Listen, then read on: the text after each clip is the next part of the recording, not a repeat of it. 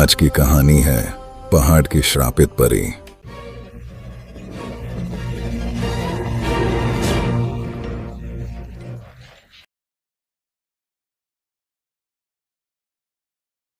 एक बरसाती रात छोटे रुद्र अपने बिस्तर पर चुपचाप बैठा था।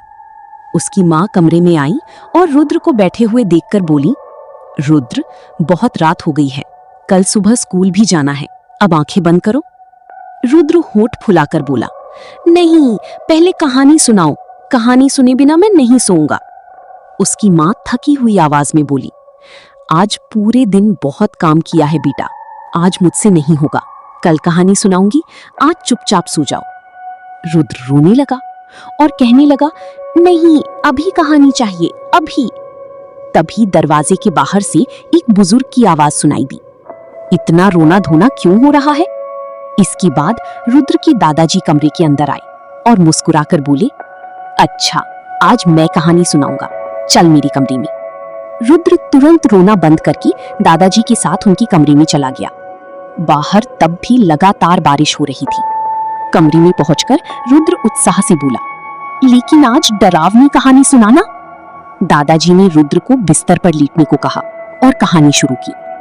आज जो कहानी मैं सुनाने जा रहा हूँ वो कोई बनाई हुई कहानी नहीं है, ये हमारे परिवार के साथ घटी एक बहुत ही भयानक घटना है।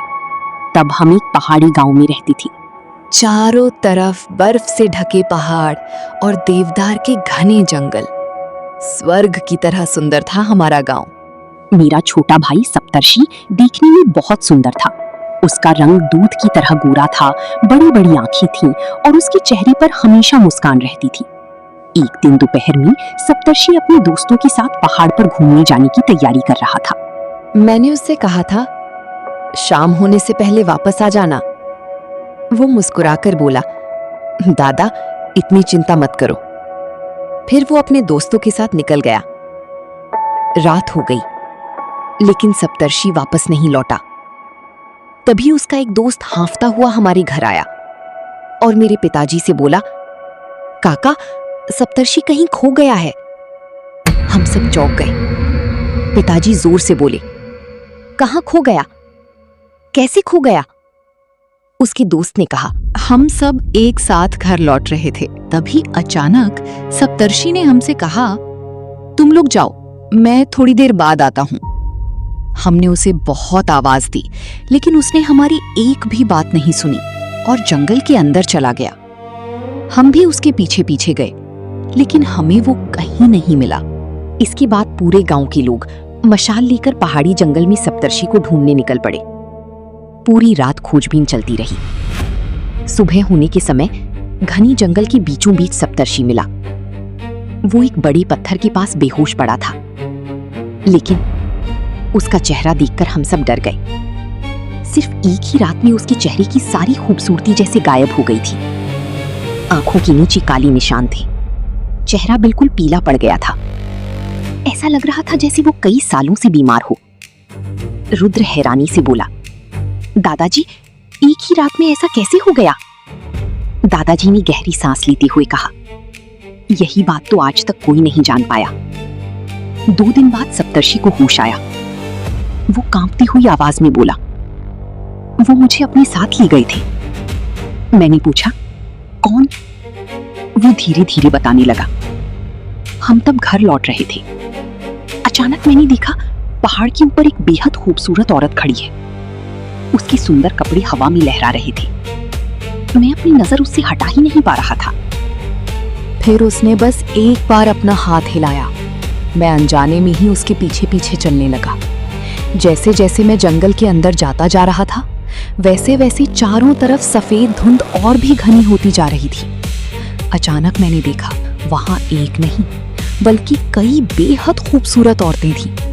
उनमें से किसी के भी पैर जमीन पर नहीं थे, वे मानो हवा में तैर रही थीं। फिर मैंने सुना, उनमें से एक दूसरी से कह रही थी, इतना सुंदर इंसान पहले कभी नहीं देखा। फिर वे मेरे चारों तरफ घूमने लगी। मैं हिल भी नहीं पा रहा था। मुझे ऐसा लग रहा था जैसे कोई धीरे धीरे मेरे शरीर की सारी ताकत खींच रहा हो। रुद्र बिस्तर पर बैठकर बोला, फिर क्या हुआ दादाजी? दादाजी धीमी आवाज में बोले। सप्तर्षि ने मुझसे कहा। उनमें से एक उससे कह रही थी, तुम्हारी खूबसूरती अब हमारी है, तुम जा सकते हो, लेकिन तुम्हारी आत्मा का एक हिस्सा हमेशा हमारे पास रहेगा। इसके बाद उस दिन पूरे घर में सन्नाटा छा गया। दादाजी की आंखों में अचानक आंसू आ गए। रुद्र कांपती हुई आवाज में पूछने लगा, दादाजी आप रो क्यों रहे हैं? दादाजी बोले, जब सप्तर्षि हमें ये सब बता रहा था तभी अचानक उसका शरीर कांपने लगा। उसकी आंखें एकदम स्थिर हो गईं।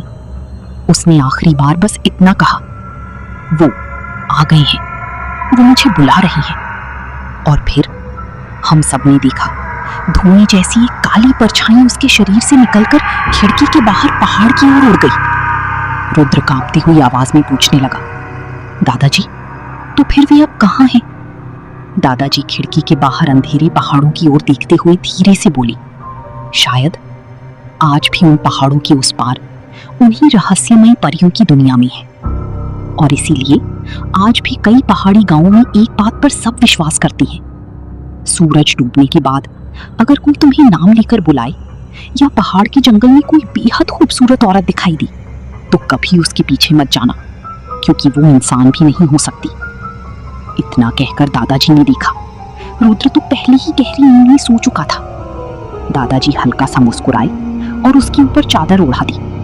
बाहर तब भी लगातार बारिश हो रही थी और दूर घने जंगल के भीतर जैसे एक पल के लिए कुछ सफेद परछाइयां चुपचाप गायब हो गईं। समाप्त। अगर आपको हमारी कहानी पसंद आई हो तो कृपया हमारे चैनल को सब्सक्राइब करें और साथ में बेल आइकन को भी दबा दें। इससे हमें और भी नई नई कहानियां बनाने की प्रेरणा मिलेगी। धन्यवाद।